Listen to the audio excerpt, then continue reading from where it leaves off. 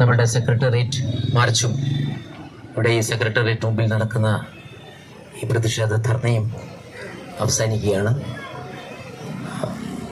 പ്രക്ഷോഭ പ്രവർത്തനങ്ങളിൽ ഭാഗവാക്കായിട്ടുള്ള സഖാക്കളെ അഭിവാദ്യം ചെയ്തുകൊണ്ട് കൃതജ്ഞത രേഖപ്പെടുത്തിക്കൊണ്ട് പ്രസംഗിക്കുവാൻ പാർട്ടിയുടെ തിരുവനന്തപുരം ജില്ലാ സെക്രട്ടറിയും പാർട്ടി സംസ്ഥാന സെക്രട്ടേറിയറ്റ് അംഗവുമായ ആർ കുമാറിനെ ക്ഷണിക്കുന്നു.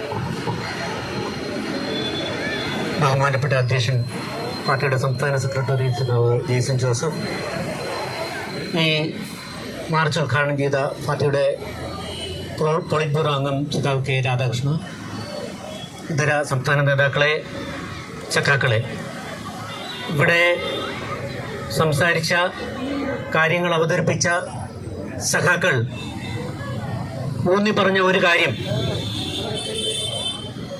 ബഹുജന പ്രക്ഷോഭണങ്ങൾ വളർത്തിയെടുത്തുകൊണ്ട് ഈ രാജ്യത്തെ സാധാരണ ജനങ്ങൾ നേരിടുന്ന പ്രശ്നങ്ങളെ പരിഹരിക്കാൻ അതുമാത്രമേ മാർഗമുള്ളൂ എന്നുള്ളതാണ് ഓരോ സഖാക്കളും ഇവിടെ ഊന്നി പറഞ്ഞത്. നമ്മുടെ മുമ്പിൽ മറ്റു മാർഗങ്ങളില്ല.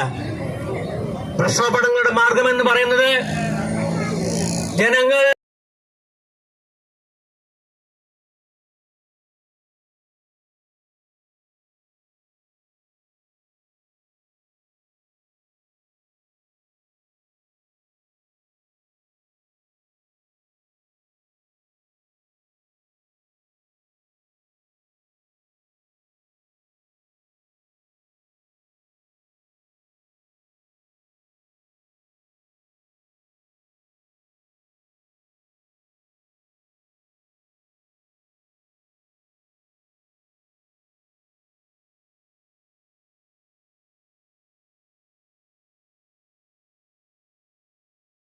കുട്ടികൾക്കും ജീവിക്കാൻ മാർഗമില്ലാതാക്കുന്ന, അവരെ കൊല്ലുന്ന തരത്തിലുള്ള അക്രമങ്ങൾ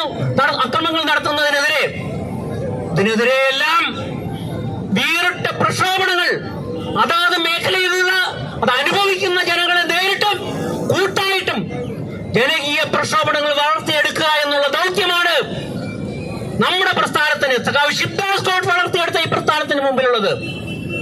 ആ കടമ ഓരോ സഖാക്കളും, പാർട്ടിയുടെ കേഡർമാർ മാത്രമല്ല, പാർട്ടിയുടെ പ്രവർത്തനങ്ങളെ വളരെ വളരെ ആദരവോടെ കാണുന്ന, ഇക്കാലം അത്രയും പാർട്ടിയെ വീക്ഷിക്കുന്ന സാധാരണ ജനങ്ങൾക്കും അതാണ് അപേക്ഷിക്കുന്നത്.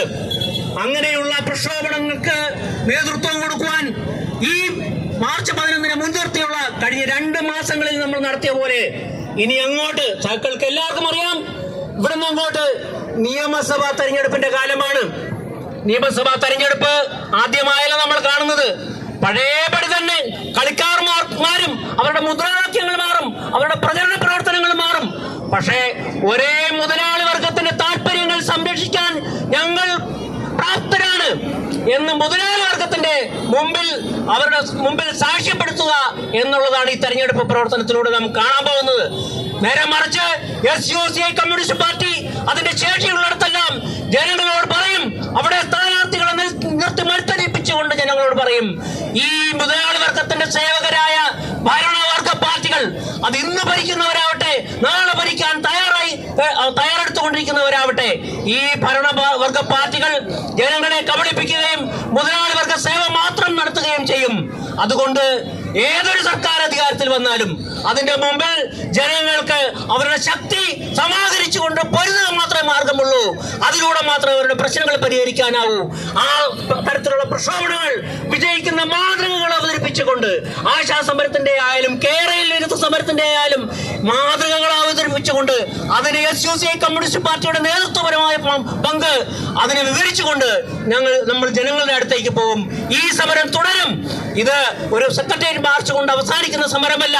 അത് തെരഞ്ഞെടുപ്പാവട്ടെ അല്ലാതാവട്ടെ, ജനങ്ങളെ സംഘടിപ്പിക്കുക എന്നുള്ള ഒരേ ഒരു കർത്തവ്യമാണ് നമ്മുടെ മുമ്പിലുള്ളത്.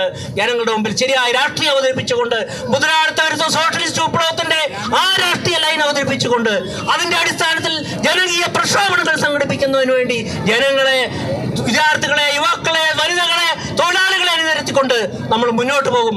ആ ഒരു ചുമതല ഏറ്റെടുത്തുകൊണ്ടുമാണ് നമ്മൾ ഇവിടുന്ന് പിരിയുന്നത്.